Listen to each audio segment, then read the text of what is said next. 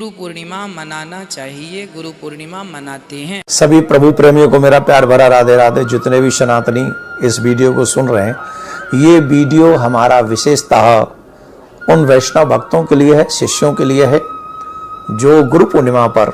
जय गुरुदेव। आज हम ये वीडियो में अलग अलग संतों से जानेंगे कि हम गुरु पूर्णिमा क्यों मनाते हैं, गुरु पूर्णिमा किस तरीके से मनाना चाहिए, गुरु पूर्णिमा का क्या महत्व है और ऐसी ही बहुत सारी बातें। तो वीडियो को अंत तक जरूर देखना और अंत में आपको कौन से संत की बातें अच्छी लगी ये कमेंट में जरूर बताना। गुरु पूर्णिमा का क्या महत्व है, गुरु पूर्णिमा क्यों मनाते हैं लोग। देखिए, गुरु पूर्णिमा इसलिए मनाते हैं क्योंकि इस दिन सबके गुरु श्री वेद व्यास जी महाराज ने ग्रंथ लिखकर पूरे किए थे। वेद व्यास जी ने गुरु पूर्णिमा के दिन अपने समस्त ग्रंथों को पूरा किया था, इसलिए गुरु पूर्णिमा मनाई जाती है। वेद व्यास जी कौन? स्वयं भगवान नारायण के स्वरूप हैं वेद व्यास जी। तो व्यास जी महाराज का पूजन, क्योंकि उन्होंने इतने सारे ग्रंथ लिख करके हम सभी जीव मात्र के कल्याण के लिए दिए, तो गुरु पूर्णिमा इसलिए मनाई जाती है ताकि साल भर आप गुरु के दर्शन ना कर पाए हों तो साल में एक बार गुरु पूर्णिमा के दिन यदि गुरु जी का दर्शन कर लेंगे, उनका पूजन कर लेंगे, तो आपको साल भर की पूजा का पुण्य एक दिन की पूजा से ही मिल जाएगा। ये गुरु पूर्णिमा की पूजन का महत्व है। एक दिन यदि गुरु दर्शन हो जाए गुरु पूर्णिमा के दिन, तो साल भर आपने नहीं किया होगा तो भी उसका फल आपको प्राप्त हो जाएगा। गुरु स्वयं भगवान से मिलाने वाले हैं, इसलिए गुरु का महत्व अत्यधिक है। गुरु पूर्णिमा क्यों मनाते हैं? इसलिए कि आप गुरु से जुड़ करके अपने जीवन के तमाम अंधकार को नष्ट करके आप भी ज्ञान की ओर बढ़ सकें। हजारों नहीं लाखों लोग ऐसे हैं भक्तों जिन्होंने हमसे ये बताया कि हम भागवत सुन करके डिप्रेशन से उठ गए हैं, अर्थात ऊपर आ गए हैं। मरने जा रहे थे, कथा के कारण मर नहीं पाए और हमारा जीवन बड़ा तंग था, दुखी था, पर आज जीवन कथा के माध्यम से सुखमय हो गया। तो यह गुरुजनों की कृपा ही तो है, भगवान की कृपा ही तो है कि हम इस प्रकार कथा के माध्यम से अपना जीवन बदल पा रहे हैं। ये कथा का ही प्रभाव है। इसलिए हमने यदि गुरु बनाए और गुरु के द्वारा हमारा अज्ञान मिटा, तो आप भी गुरुजनों की शरण में जब जाएंगे तो आपके जीवन का भी अज्ञान मिटेगा। इसलिए गुरु पूर्णिमा लोग मनाते हैं ताकि वह अपने अंदर के अज्ञान को मिटा करके भक्ति, ज्ञान, वैराग्य के प्रकाश से अपने आप को भर सकें। और गुरु और भगवान यह दो नहीं है। भागवत में लिखा है कि गुरु को यदि नहीं पकड़ा तो भगवान पकड़ में ही नहीं आएंगे। इसलिए गुरु को पकड़ने के लिए, अर्थात गुरु की शरणागति ग्रहण करने के लिए आप गुरु पूर्णिमा का पर्व मनाया जाता है। एक बार गुरु पूर्णिमा आती है, इसी बहाने सबका ध्यान गुरु की ओर आकर्षित हो। आप तो संसार में उलझे ही पड़े हैं, एक दिन भी गुरु के सामने बैठ जाएंगे तो गुरु अपने ज्ञान से आपको आनंदित कर देंगे, आह्लादित कर देंगे। इसलिए गुरु पूर्णिमा मनाना चाहिए, गुरु पूर्णिमा मनाते हैं। सभी प्रभु प्रेमियों को मेरा प्यार भरा राधे राधे। जितने भी सनातनी इस वीडियो को सुन रहे हैं, ये वीडियो हमारा विशेषतः उन वैष्णव भक्तों के लिए है, शिष्यों के लिए है, जो गुरु पूर्णिमा पर श्रीधाम वृंदावन आना चाहते हैं, शांति सेवाधाम आना चाहते हैं। 20 और 21 जुलाई को एक सुंदर आयोजन होगा। 20 जुलाई को हम लोग यहाँ जो सनातनी दीक्षा लेना चाहते हैं, प्रारंभ में 20 जुलाई को सुबह दीक्षा दी जाएगी और फिर दोपहर में जो भी प्रवचन इत्यादि सत्संग होगा उस सत्संग में आप लोग सम्मिलित हो सकेंगे। और 20 जुलाई की रात्रि में ही पूर्णिमा का कीर्तन होगा। तो दीक्षा लेने वाले, पूर्णिमा में सम्मिलित होने वाले, सत्संग में सम्मिलित होने वाले 20 जुलाई से ही आप लोग पहुंचेंगे। और 21 जुलाई को गुरु पूजन सुबह से प्रारंभ होगा और गुरु पूजन के बाद में फिर से सत्संग होगा। तो इस कार्यक्रम की बात मोस्टली तो शिष्यों के लिए ही है, पर जितने भी शिष्य हैं इस बार आप लोग ये समझते हैं कि हमको कई लोग कहते भी हैं कि गुरु पूर्णिमा पे हम पे समय नहीं है, हम कैसे आएंगे। अरे भाई, साल में एक दिन है, एक दिन तो हमें गुरु आश्रम जाना ही चाहिए और सेवा में रहना ही चाहिए। जो भी सेवा बन पड़े, अपने गुरु भाई बहन बड़े दूर दूर से आते हैं तो उनकी सेवा जो बन पड़े करनी चाहिए। इस गुरु पूर्णिमा पे दक्षिणा देने नहीं, ईश्वर से मिलने के लिए, कुछ सीखने के लिए आइए। अधिकांश ये होता है कि हम लोग दक्षिणा देने जा रहे हैं, वस्त्र देने जा रहे हैं, अच्छी बात है, वो आपकी श्रद्धा है। लेकिन इस बार विशेषतः जो भगवत प्राप्ति करना चाहते हैं उनके लिए कुछ विशेष रखा है। तो आप लोग समय से पहुंचिएगा और सत्संग में आनंद लीजिएगा। महाराज जी, आपकी कृपा से हमें राधा नाम मिला। राधा नाम ने जीवन में खुशियां भर दी। माता पिता होने के नाते थोड़ा रुकना, फिर आगे प्रश्न। किसका प्रश्न है? हाँ, खुशियों को केवल राधा नाम की कृपा मत समझ लेना, क्योंकि दिन है तो रात्रि आती ही है और रात्रि है तो दिन आता ही है। ऐसे सुख और दुख ये प्रारब्ध के अधीन है। नाम जापक सुख और दुख को समान भाव से सहता हुआ अध्यात्म की दिव्यता की ऊंचाई पर पहुंचता है। अगर आपने भगवान की कृपा या राधा नाम का फल मानी हुई अनुकूलता, की हुई कामना की पूर्ति, तो फिर जब प्रतिकूल विधान होगा तो तुम्हारी श्रद्धा हट जाएगी, तुम्हारी आस्तिकता की नींव हिल जाएगी कि अब शायद राधा नाम का वो प्रभाव नहीं पड़ रहा है। इसलिए हम प्रार्थना करते हैं कि अनुकूलता, कामना की पूर्ति हो सकती है।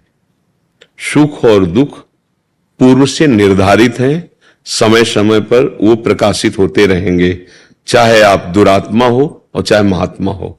इस शरीर को बनाने के समय पहले 2 विभाग करके डाल दिए गए। इतने वर्ष में घटना घटेगी, ये दुख मिलेगा। इतने वर्ष में इतने समय तक ऐसी परिस्थिति उच्च कोटि की बन जाएगी कि आपको सुख मिलेगा। ऐसे व्यक्ति मिल जाएंगे, ऐसी वस्तु मिल जाएगी, ऐसा भाव बन जाएगा। ये दुख और सुख हमारे भजन का फल नहीं है। भजन का फल है दुख और सुख में समान भाव रखते हुए भगवान के मार्ग में चलना। इसलिए हम पहले आपसे प्रार्थना करते हैं कि कभी ऐसी दुखद या विपत्ति की परिस्थिति आवे तो तुम्हारा नाम प्रेम कम नहीं होना चाहिए, तुम्हारा भगवद आश्रय कम नहीं होना चाहिए। बड़े बड़े महापुरुषों के चरित्र पढ़कर देख लीजिए। दुख, विपत्ति, प्रतिकूलता, अनुकूलता, सुख, संपत्ति, दोनों में भगवान की दुलार और कृपा को देखते रहे। अगर हम केवल अनुकूलता में और कामना की पूर्ति में ही अपने भजन का फल मानेंगे या भजन की सिद्धि मानेंगे तो धोखा हो जाएगा, क्योंकि सब दिन होत न एक समान, एक जैसा सब नहीं रहता। भगवान भी यहां उतार लिए हैं तो देखो, अयोध्या से बारात सज के जाती है, उधर भगवान धनुष भंग करते हैं, त्रिभुवन में विजय मिलती है। महाराज विदेह राजज्ञानियों के गुरु जनक जी भगवान का चरण प्रक्षालन करके जानकी जी का पाणी ग्रहण संस्कार करवाते। ऐसा अद्भुत सुख। फिर चक्रवर्ती सम्राट के महल में अद्भुत उत्सव। इसी उत्सव में भावना बनती कि युवराज पद दे दिया जाए प्रभु को। शाम के ये निर्णय करते हैं सुमंत्र जी से मिलकर के कि मेरा राम अब योग्य हो गया है, अब मैं इसे जो अभी तक युवराज भाव में, अब चक्रवर्ती सम्राट पद के लिए यही है। ये बात फैलती है, मंथरा की बुद्धि बदलती है। कैकेयी जी के हृदय में 2 वरदान की इच्छा होती है, 14 वर्ष का वनवास। अब आप विचार करो, जहां राजा राम बनने वाले हैं, इतना सुख कि समुद्र की भांति जैसे लहरें आ रही ना बड़ी बड़ी, ऐसे सुख की लहरें अयोध्या में। अभी तो राम लक्ष्मण भरत शत्रुघ्न, अब इनकी परम दिव्य आत्मस्वरूप देवियां भी विराजमान हो गई आकर के। सब सुखी, सब आनंद। अचानक ऐसी घटना घटी, सुबह भगवान राम का वनवास, तापस वेश, विशेष उदासी, 14 वर्ष राम। सबके प्राण भगवान श्री राम थे। अब वो जिनको प्रेम है वो जानते कैसे जिएंगे।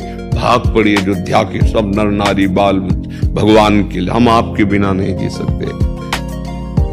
सिया राम लखन जी मानो प्राण निकल गए। भगवान रात्रि में कि इनको दुख पड़ेगा, छुप के ऐसे रथ चलवाए कि कोई जान ही नहीं पाया चिन्ह। सब फिर अयोध्या में 14 वर्ष तक भारी रुदन और कष्ट पूर्वक ऐसे। देखो कहां ये सुख और कहां एकदम भयानक इतना दुख। जब भगवान के अवतार में ऐसा हो सकता है तो हम लोग तो मनुष्य हैं, हम तो भगवान का भजन करने वाले हैं, वो तो भगवान हैं। तो इस लोक का क्रम ऐसा है कि कभी बहुत बड़ा सुख तो कभी बड़ा भयानक दुख। लेकिन नाम जापक दुख और सुख में समान रहता है। जैसे हमारे भगवान, राज तिलक होना है और मिल गया 14 वर्ष का वनवास, तो भगवान वैसे ही प्रसन्न थे, उदास नहीं हुए। जिसमें हमारे पिता को सुख मिले, अगर वो माता को वचन दिए हैं तो मेरे लिए अयोध्या ने बन ही परम सुखदाई। नंगे पैर भगवान 14 वर्ष घोर कंकरीली पथरीली कांटों से युक्त भूमियों में विचरण कर सम रहे ना, प्रसन्न रहे। तो हमें भगवान अवतार लेकर के शिक्षा देते हैं हम कैसे रहें। ये भजन, ये अध्यात्म आपको सम बनाता है। ये भूल लोगों की है कि संत महात्माओं के पास जाएं, हमारी कामनाओं की पूर्ति हो सकता है, क्योंकि भगवान का भजन करते हैं, भगवान के आश्रित, तो आप भावना लेके आए हो। लेकिन उस कामना की पूर्ति के बाद क्या आपकी कामनाएं नहीं रह जाएंगी क्या?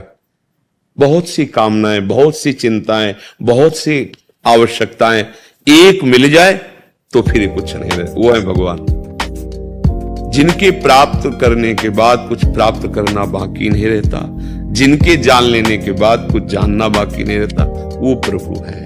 उनके सिवा आपके हृदय में कामना, तृष्णा, वासना, इच्छाएं ये भारी जलन पैदा करती रहेंगी। अगर शीतलता प्राप्त करनी तो एकमात्र सुखी मीन जहां नीर अगाधा, तिनि हरि शरण नहीं को बाधा। भगवान का आश्रय, नाम जप, और इन खुशियों में खुश मत होना। कैसे यार बाबा जी उपदेश कर रहे, खुशी आई तो उसकी मौज न ले, अगर उसकी लोगे तो जब दुख आएगा तो तुम दुखी हो जाओ। खुश में, अनुकूलता में गंभीर रहे और प्रतिकूलता में सावधान रहे। अनुकूलता में कोई जान न पावे कि ऐसी अनुकूलता आई, हाँ ठीक है, भगवान की कृपा है, उनका दुलार है। विपत्ति आई तो सावधान, ऐसा धैर्य रखना, टूटने न पाना। हाँ, कोई ये जान न पावे कि तुम्हें विपत्ति ने रौंद दिया है। हर स्थिति में सब ये भक्तों की, हम तुम कितना नाम जप करते हो। सुदामा जी देखो, खाने को भी नहीं था, पर निष्ठा देखो, कृष्ण के सिवा कोई आश्रय नहीं, तो बन गई जैसे द्वारिकापुरी वैसे सुदामापुरी। उससे भी उनको कोई ऐसा थोड़ी कि हर सोकर राजा महाराजा के कपड़े पहन के, पत्नी से कहा तुम्हारी इच्छा थी तुम विराजो, हम तो मांग के ही खाएंगे और अपने कृष्ण कृष्ण कृष्ण कहते हुए भूमि में ही शयन करेंगे। ये मिलता है भजन से, माया का आकर्षण हट जाता है। हम माया के चाहे हुए पदार्थों के मिल जाने पर भगवान की कृपा मनाते हैं, और वो नाशवान है, जानते नहीं, जब नष्ट हो जाते हैं तो लगता है कि अब भगवान की कृपा कम हो गई। नहीं लगे, जैसे किसी का जवान बेटा 20 वर्ष के लिए आया है, उसकी आयु ही इतनी है, वो खूब भजन दान पुण्य कर रहा, अकेला लड़का है, और 20 वर्ष में चला जाएगा, क्योंकि सरकारी आदमी है, इतने के लिए भेजा गया था। अब आपको, अगर आप सुलझा हुआ व्यक्तित्व तो नहीं, तो आपकी श्रद्धा खत्म हो जाएगी। यार जब भजन करते हैं, इतनी सेवा करते हैं, और एक था उसको भी भगवान ने, अब पूरा चिंतन खत्म होता है। एक व्यक्ति शराब का नशा कर कर, मदिरा का नशा कर कर जा रहा था, बहुत भयंकर नशे में धुत, भयंकर नशे में जा रहा। पुलिस वालों ने उसको रोक लिया। पुलिस वालों ने रोका और पियक्कड़ को पकड़ कर कहा, ये तुम इतनी क्यों पीते हो, शर्म नहीं आती तुमको? पुलिस वाले ने पूछा तुमने इतनी क्यों पी? वो मदिरा पीने वाले ने, नशा करने वाले शराबी ने कहा मजबूरी थी, मजबूरी थी। ऐसी क्या मजबूरी आ गई जो तुमने इतनी पी ली? ऐसी क्या मजबूरी थी जो तुमने इतनी पी? पुलिस वाले ने पूछा। उसने कहा बोतल का ढक्कन खून की आधा